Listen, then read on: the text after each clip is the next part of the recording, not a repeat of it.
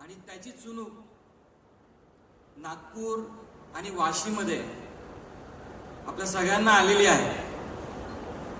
हे वाशीच्या समारोपाच्या मनोगतामध्ये मी आपल्या सगळ्यांशी बोललो होतो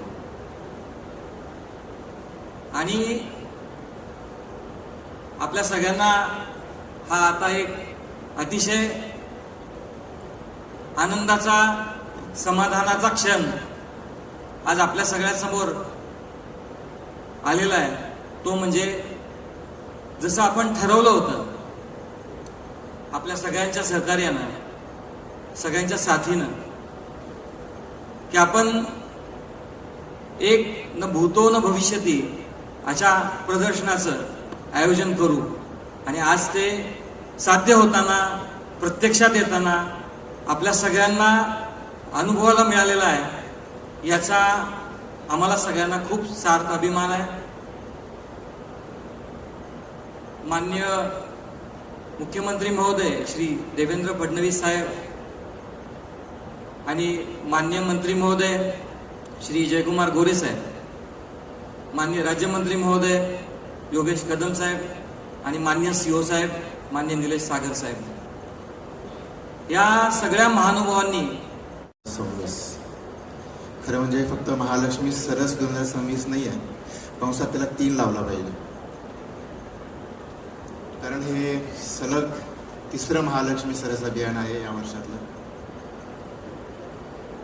नागपूर, वाशी आणि BKC मुंबई। तर समारोपाच्या कार्यक्रमासाठी आपण सर्वजण या ठिकाणी जमलेलो आहोत। त्यासाठी व्यासपीठावर उपस्थित असलेले सर्व माझे सहकारी, समोर बसलेल्या माझ्या सर्व ताई, वेगवेगळ्या शासकीय विभागाचे अधिकारी, या प्रदर्शनासाठी नेमलेले व्हेंडर, त्यांची टीम, पत्रकार बंधू भगिनींनो, आज खूप समाधानी आहे, आनंदी आहे आणि कृतज्ञ सुद्धा आहे। पहिल्याच भाषणामध्ये माझ्या ताई माधुरी ताई म्हात्रे म्हटल्या, त्या शब्दांच्या आधारावर मी माझं मनोगत, माझे विचार, माझं भाषण पुढे नेणार आहे।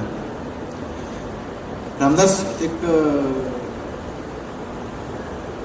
या खूप चांगल्या गोष्टी या सरसच्या माध्यमातून आपल्याला बघायला मिळालं ना, त्यातली एक चांगली गोष्ट आहे की माधुरीताई म्हात्रे ह्या खूप चांगल्या कंपेअरर आपल्या अभियानासाठी होऊ शकतात। तुम्ही त्यांना पुढे ग्रूम करा। निश्चितच येत्या काही वर्षामध्ये राज्यस्तरीय महालक्ष्मी सरस अभियानाच्या कंपेअरिंगसाठी आपल्याला बाहेरच्या निवेदकाची गरज पडणार नाही। माधुरीताई म्हात्रे ती गरज निश्चितपणे पूर्ण करू शकतील अशी मला खात्री आहे, विश्वास आहे। साधारणतः 1.5 वर्ष मला या अभियानाच्या CEO म्हणून काम करताना झाली। डिसेंबर 24 मध्ये मी पदभार स्वीकारला आणि तो पदभार स्वीकारल्यानंतर खूप चांगल्या गोष्टी करण्याची संधी मला मिळाली। त्या संधीचा पुरेपूर उपयोग मी करून घेतला। निश्चितपणे 4 महालक्ष्मी सरस अभियान करणारा आतापर्यंतचा एकमेव CEO मी आहे। याचा खूप आनंदही आहे आणि अभिमानही आहे। मागचं BKCचं महालक्ष्मी सरस ज्यावेळेस मी केलं त्यावेळेस बऱ्याचशा रेग्युलर व्हिजिटर्सनी येऊन मला सांगितलं होतं की साहेब, आतापर्यंतचं सगळ्यात उत्तम सरस आम्ही पाहिलं। त्यावेळेस असं वाटलं की आता हे कदाचित फुलस्टॉप आहे, याच्यापेक्षा चांगलं सरस कदाचित होऊ शकणार नाही, असं त्यावेळेस मला वाटून गेलं होतं। परंतु काही गोष्टी नव्याने करण्याची त्यावेळेस सुद्धा आवश्यकता मला भासली होती। फॉर एक्झाम्पल होम डिलिव्हरी असेल, क्लोकरूम असेल, सिटिंग अरेंजमेंट असेल, अजून काही काही वेगळ्या गोष्टी असतील। परंतु त्या सगळ्या गोष्टींचं ट्रायल आपण नागपूर आणि वाशीमध्ये घेतलं। त्याचं फायनल एक्झिक्युशन आपण BKCच्या या महालक्ष्मी सरसमध्ये करू शकलो। म्हणून मी मगाशी म्हटलो की मी समाधानी आहे, आनंदी आहे आणि कृतज्ञ सुद्धा आहे। समाधानी यासाठी की खूप चांगल्या पद्धतीने हे प्रदर्शन जे आहे आपण सर्वांच्या मदतीने एक्झिक्यूट करू शकलो। हे काही कुण्या एकट्याचं काम नाही आहे। संपूर्ण उमेद अभियानाची जी टीम आहे ती right from CEO to district कोऑर्डिनेटरपर्यंतची टीम आहे ती या गोष्टीसाठी निश्चितपणे प्रत्येकाने रात्रंदिवस मेहनत घेतलेली आहे. त्या सगळ्यांचं कौतुक करावं तेवढं कमी आहे. कारण ज्यावेळेस आपण नागपूरचं सरस प्लॅन केलं, मार्चमध्ये प्लॅन केलं, त्याच्या तयारी जी आहे पूर्वतयारी ती आपण फेब्रुवारी महिन्यात सुरू केली आणि फेब्रुवारी महिन्यापासून राज्यस्तरावरची टीम उसंत न घेता काम करते. याचं कुठंतरी एक कौतुक झालं पाहिजे या मताचा मी आहे. आपल्या सर्वांना विनंती आहे की राज्यस्तरावरच्या टीमसाठी एक जोरदार टाळ्या त्याच ठिकाणी होऊन गेल्या.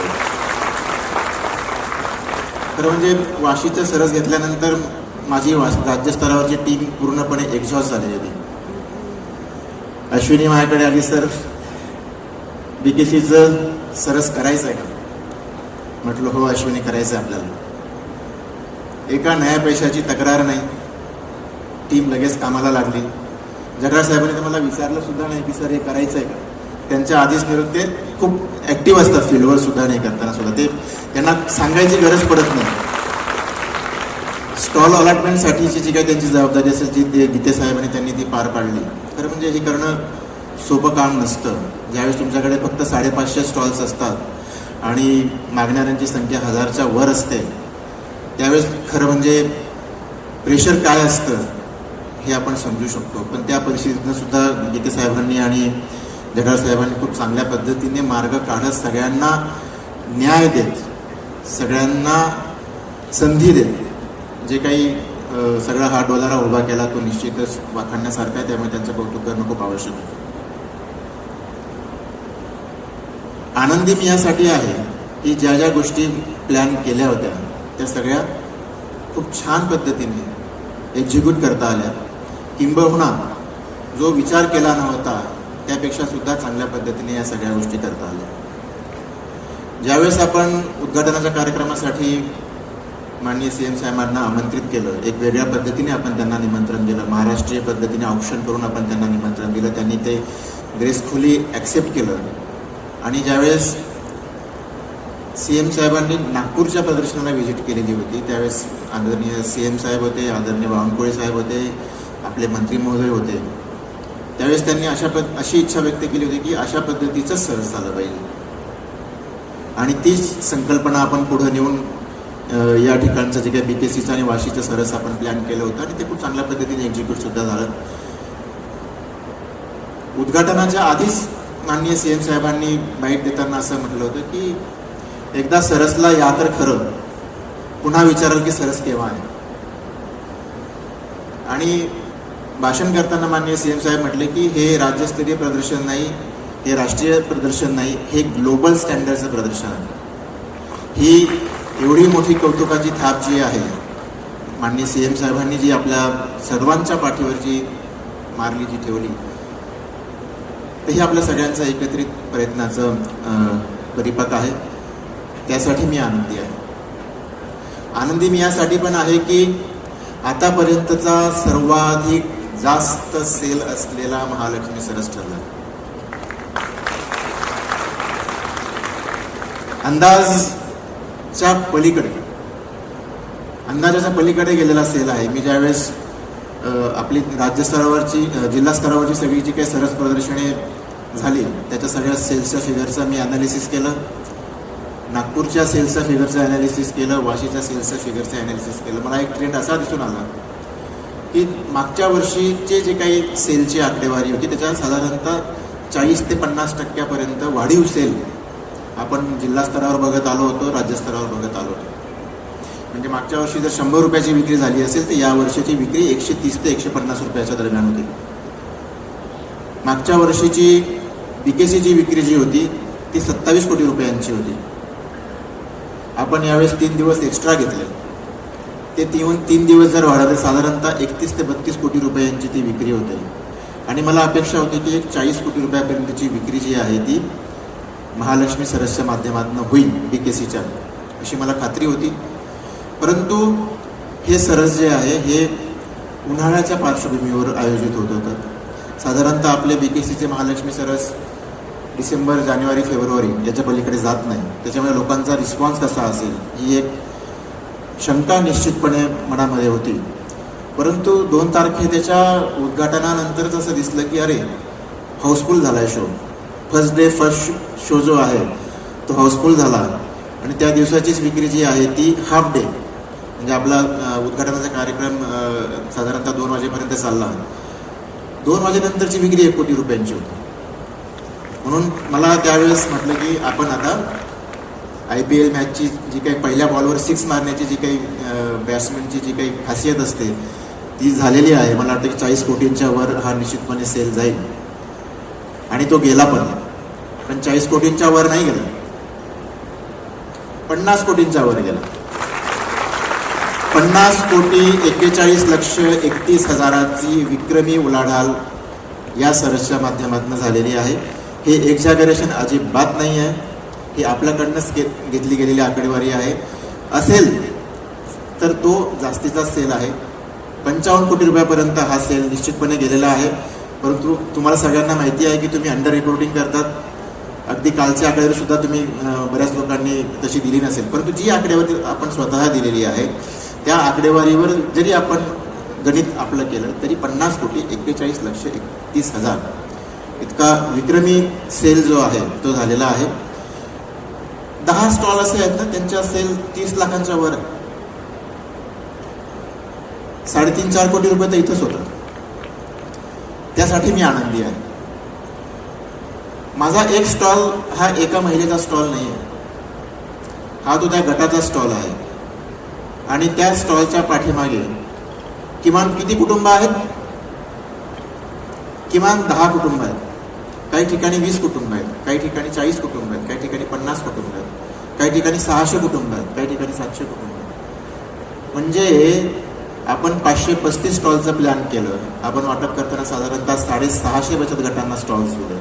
म्हणजे 650 गुणिले किमान 10 म्हणजे 6,500 ग्रामीण भागातल्या कुटुंबांपर्यंत थेट आपण पोहोचू शकलो. ही आनंदाची गोष्ट आहे. कृतज्ञता यासाठी की एवढ्या मोठ्या प्रमाणावर आयोजन करणं ही सोपी गोष्ट नसते. कार्यक्रम भरपूर होता, परंतु जो मुख्य आयोजक असतो ना त्याच्या डोक्यामध्ये काय चाललेलं असतं, त्याच्या विचारांची किती घालमेल असते, वेगवेगळ्या प्रकारचे किती इनपुट्स त्याला मिळत असतात, त्यापैकी किती लक्षात ठेवायचे आणि किती इग्नोर करायचे. खरं म्हणजे ज्या गोष्टी डोक्यात येतात, भरवल्या जातात, सांगितल्या जातात, त्यापैकी किती गोष्टींवर आपण अंमल करतो, त्यापेक्षा किती गोष्टी आपण सोडून देतो याच्यावर खरं यश अवलंबून असतं. डोक्यात पोहोचवल्या जाणाऱ्या प्रत्येक गोष्टीवर जर आपण रिॲक्ट व्हायला जर लागलो तर कार्यक्रम हा पहिल्या दिवशीच फेल झालेला असतो. तर हे सगळं करत असताना जो सपोर्ट शासनाकडून मिळाला, माननीय मुख्यमंत्री महोदयांकडून मिळाला, माननीय मंत्री महोदयांकडून मिळाला, माननीय राज्यमंत्री महोदयांकडून मिळाला, माननीय प्रधान सचिवांकडून मिळाला, त्या सपोर्टच्या शिवाय हे एवढं मोठं सरस करणं निश्चितच शक्य नव्हतं. माननीय मंत्री महोदय किमान 3 वेळा सरसला न सांगता भेट देऊन गेले सरस सुरू झाल्यानंतर. आणि सरस सुरू होण्याच्या आधी सुद्धा निखिलने सांगितलं की किमान 3 बैठका त्यांनी घेतल्या. या सरसचा लेआउट कसा असलं पाहिजे, स्टॉल्सचं ओरिएंटेशन कसं असलं पाहिजे, इनॉग्रेशन हॉल कुठं असलं पाहिजे, डायनिंग हॉल कुठं असलं पाहिजे, किचनची व्यवस्था कशी असली पाहिजे, पार्किंगची व्यवस्था कशी असली पाहिजे, या छोट्या छोट्या बारीक सारीक गोष्टींकडे त्यांनी लक्ष दिल्यामुळे आपण हे चांगल्या पद्धतीने मॅनेज करू शकलो. ही कृतज्ञता त्या सर्वांसाठी आहे. आणि सर्वात महत्त्वाचं म्हणजे जी माझी उमेदची टीम, ज्यामध्ये आपण जिल्हा पातळीवरून बोलवलेले डिस्ट्रिक्ट कोऑर्डिनेटर आहेत, विभागीय समन्वयक आहेत, राज्यस्तरावरचे सगळे अधिकारी आणि कर्मचारी आहेत, पत्रकार बंधू आहेत, विविध शासकीय विभाग आहेत, दीपाली डिझाईनची पूर्ण टीम आहे. आणि सर्वात महत्त्वाचं म्हणजे ज्या ताई या प्रदर्शनामध्ये अगदी मनापासून सहभागी झाल्या त्या सर्वांच्या प्रति मी कृतज्ञता व्यक्त करतो की आपल्या सर्वांच्या सक्रिय सहभागाशिवाय हे महालक्ष्मी सरस निश्चितपणे होऊ शकलं नसतं. एक वेगळा बेंचमार्क आपण तयार केलेला आहे आपल्या स्वतःसाठी की अशा प्रकारची प्रदर्शनं निश्चितपणे भविष्यामध्ये होतील यासाठीचं. हे प्रदर्शनाचा स्टडी करण्यासाठी मगाशी सोनूने म्हटलं की देश पातळीवरच्या काही अन्य राज्यातल्या टीम्स इथे येऊन अभ्यास करू शकतील. ती सुरुवात झालेली आहे. तमिळनाडूची टीम आपल्याकडे येऊन गेली आणि त्यांनी अभ्यास केला की अशा पद्धतीचं ॲडिशनल CEO तिथले तमिळनाडूचे होते. ते म्हटले की अशा पद्धतीचं सरस आयोजन करण्यासाठी उमेद अभियान ही राष्ट्रीय स्तरावरची इम्प्लिमेंटिंग एजन्सी ठरू शकते. अशा पद्धतीचं त्यांचे गौरवोद्गार होते. आणि खरी गोष्ट ह्या 2 तारखेपासून सुरू झालेला सरसचा समारोप काल खऱ्या अर्थाने काल आपण सगळे वाइंड अप केलं.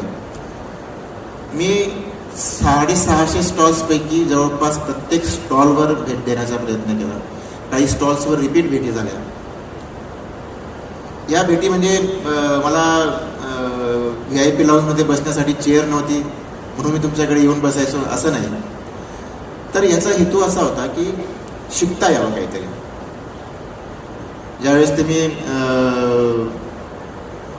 निर्मलाताई घनवटच्या स्टॉलवर जायचो त्यावेळेस त्या म्हणायच्या की सर मी मशीन आणलं आणि 10 ते 12 ड्रेस मी ऑन ऑर्डर दिवसाला शिवते. हे एक मोठं लर्निंग माझ्यासाठी होतं की अशा पद्धतीची सुद्धा व्यवस्था होऊ शकते. ज्यावेळेस मी यवतमाळच्या वंदन विकास केंद्रावर जायचो त्यावेळेस वाशीचं त्यांचं ज्या आंबट चिंचा त्यांनी गोणीमध्ये भरून आणलेल्या होत्या त्या चिंचांचं त्यांनी खूप छान पद्धतीने पॅकिंग केलं आणि त्या विक्रीसाठी ठेवलेल्या होत्या. मी त्यांना मागच्या वेळेस म्हटलं होतं की ह्या ज्या आतल्या चिंचोका आहेत ना यासुद्धा विकल्या जातात. त्यांनी त्या चिंचोका काढून त्या भाजल्या आणि 100 ग्रॅमच्या पाकिटं करून त्या विकल्या. हे एक लर्निंग होतं. माझा सांगलीची ताई बसली आहे तर मला नाव लक्षात नाही अगदी बसल्यात या कॉर्नरला. प्रोड्युसर ग्रुपच्या ताई आहेत त्यांच्या सहकारी बाजूला आहेत. जरा थोडं ताई उभं राहा जरा आपण येतो. त्यांचा त्यांच्या मागच्या ते पहिलाच त्यांचा प्रसंग होता. प्रोड्युसर ग्रुपच्या ताई आहेत. रोज 200 लिटर दूध प्रोसेस करतात. सोपी गोष्ट नाही आहे. 200 लिटर दूध शेतकऱ्यांकडनं घेणं त्याचं रूपांतरण खव्यामध्ये असेल पेढ्यामध्ये असेल त्याच्यानंतर पनीरमध्ये असेल ते करणं आणि शेतकऱ्याला आठवड्याच्या आठवड्यात त्यांचा दुधाचा पैसा देणं आणि तेही 3 महिन्यापूर्वी सुरू केलेल्या प्रोड्युसर ग्रुपचं. तर अशा ग्रुपचं कौतुक करावं तेवढं कमी आहे. प्रत्येकीचं नाव जर घ्यायला गेलं तर मला वाटतं मला 2 दिवस पण पुरणार नाही. खूप चांगल्या गोष्टी या प्रदर्शनामधनं शिकायला मिळाल्या. ज्या ताईंचा सेल कमी झाला होता म्हणजे खरं मी बरेचसे डिग्निटरीज मोठे लोक मग ते प्रशासकीय क्षेत्रातले असू देत राजकीय क्षेत्रातले असू देत मीडिया क्षेत्रातले असू देत ते येऊन विचारायचे की याला खर्च किती होतो आणि खर्च केल्यानंतर मग त्याच्यातून तुम्हाला रिटर्न किती मिळतो. त्यावेळेस मी त्यांना सांगायचो की हा व्यवसाय नाही आहे उमेद अभियानाचा. उमेद अभियान व्यवसाय करत नाही. उमेद अभियान काय करतं तर संस्था निर्माण करतं. SHG निर्माण करतं, VO निर्माण करतं, CLF निर्माण करतं, इन्स्टिट्यूशन बिल्डिंग ज्याला आपण म्हणतो. त्या संस्थांचं बळकटीकरण करतो, सक्षमीकरण करतो, त्यांना आपण फायनान्शियल इन्क्लुजन देतो आणि मग त्यांना लाईव्हलीहूडचा त्यांचा विचार करतो. आम्ही व्यवसायाचा विचार करत नाही. आम्ही ताईला सक्षम कसं करता येईल. ताई सक्षम होणं म्हणजे मी नेहमी म्हणतो की ताई सक्षम होणं म्हणजे 2 पैसे कमावणं असं नाही. तर तिला निर्णय घेण्याच्या प्रक्रियेमध्ये तिला समाविष्ट करून घेतलं जाणं ही खरी म्हणजे तिची सक्षमता आहे. आणि ज्यावेळेस एखादी ताई महालक्ष्मी सरस प्रदर्शन म्हणजे कुठलंही असू दे मिनी सरस असू दे नागपूरचं असू दे वाशीचं असू दे BKCचं असू दे ती व्यवसाय करण्यासाठी येत नाही. ती शिकण्यासाठी येते. एक CLFचा बल्ब तयार करणारी ताई आहे. मला आहे की नाही मला माहीत नाही. आता दिसत नाही चेहरा दिसायचा. ती म्हणाली की मी 2 महिन्यापूर्वी व्यवसाय सुरू केलेला आहे परंतु या सरसला आल्यानंतर मला एक वेगळं विजन मिळालं आणि मी इथून पुढं घरी गेल्यानंतर माझ्या कार्यक्षेत्रात असलेल्या बचत गटांसाठीचं जे काही पॅकेजिंगसाठीचं जे काही मटेरियल लागणार आहे त्यासाठीचं एक सेंट्रल सुविधा निर्माण करणार आहे. म्हणजे अशा पद्धतीचा विचार एखाद्या 2-2.5 महिने झालेल्या गटाला येणं ही खूप मोठी गोष्ट आहे. आणि हे लर्निंग जे आहे यासाठी महालक्ष्मी सरसचं खरं म्हणजे औचित्य आहे. विक्री होणे हा साईड प्रॉडक्ट आहे. मी नेहमी म्हणतो की मंजिल से ज़्यादा सफ़र जो आहे तो सफर ज्याला आपण म्हणतो तो आनंददायी असला पाहिजे.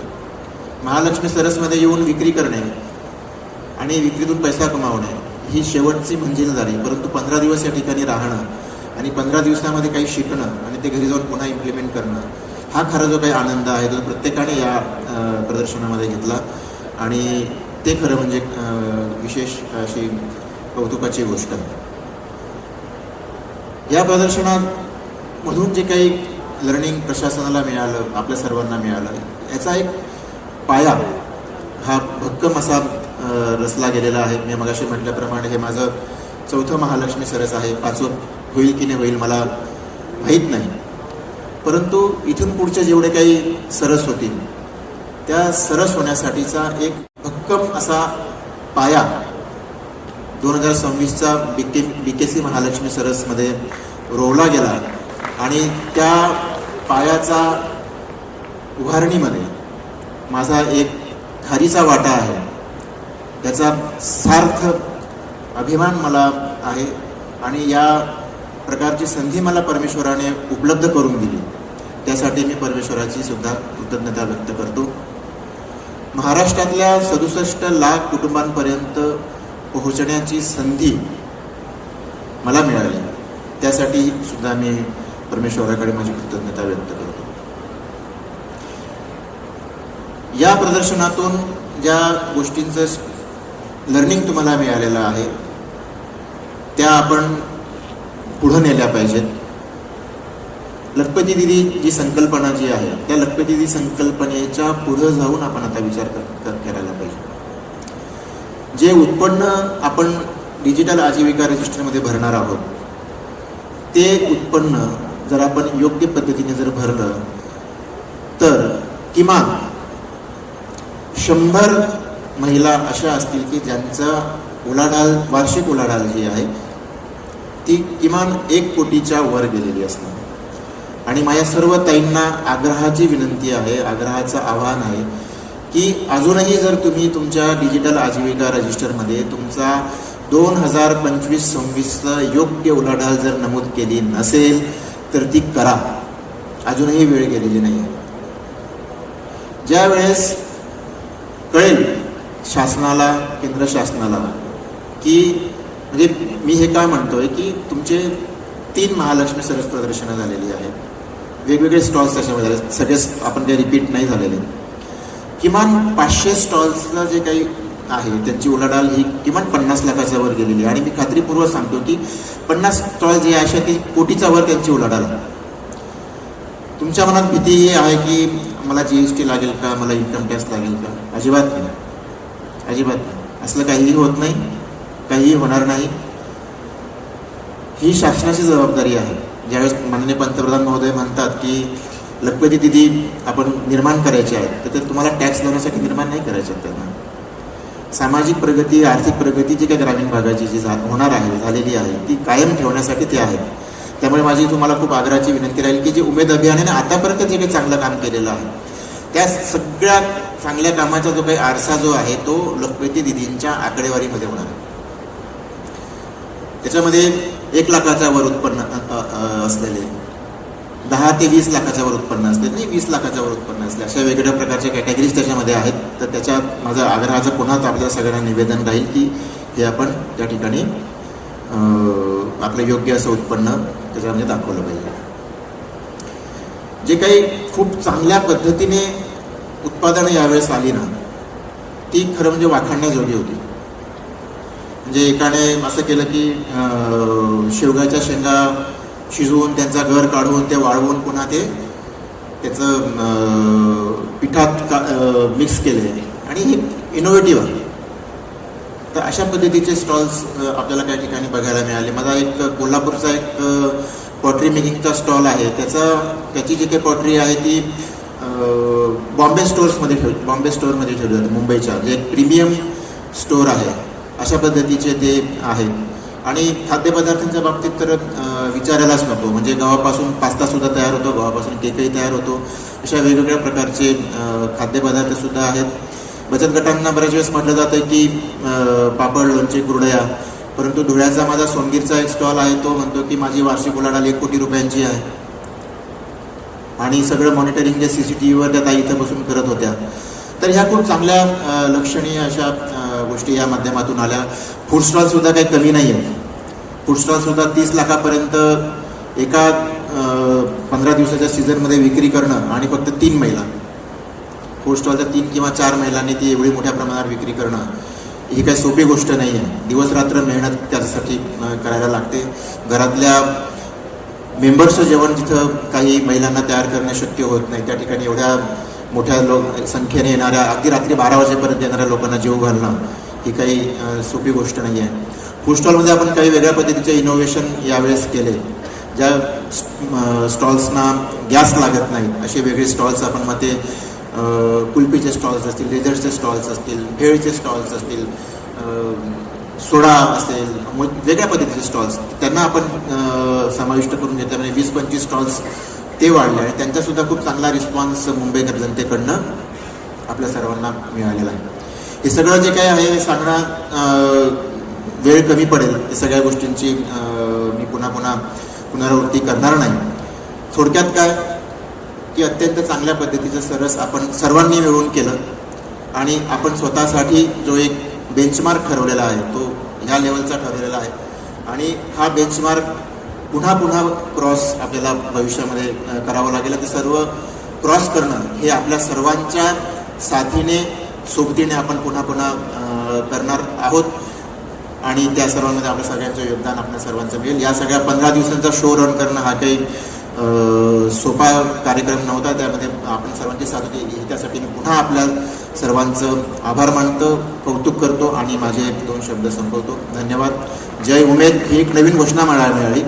जय उमेद, जय महाराष्ट्र, जय हिंद. धन्यवाद.